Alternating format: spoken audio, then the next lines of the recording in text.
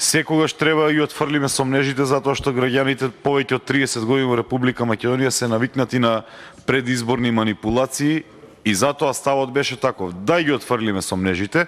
Еве сега во најава немаме избори во наредниот период, односно вие велите дека ќе нема избори, дајте да го пуштиме законов. 2 месеци тука. Ајде, ама сега не сакате.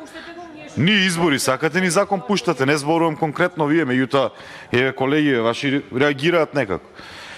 Во однос на ова, знаете од што стравувам? Стравувам, кажав претходно, оваа сума од 3 милиони денари со инфлацијата, доколку не се реализира набрзо преку останатите подпрограми, ќе биде 5 милиони денари.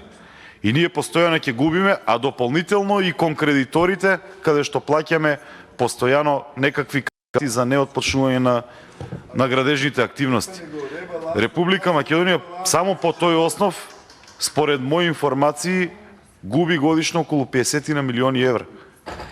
И тоа се навистина многу средства во период на ваква криза, кога можеме да ги искористиме, а поради административни блокади од било кој, тие средства не се користат, проектите не се отпочнуваат и ние само плаќаме камати.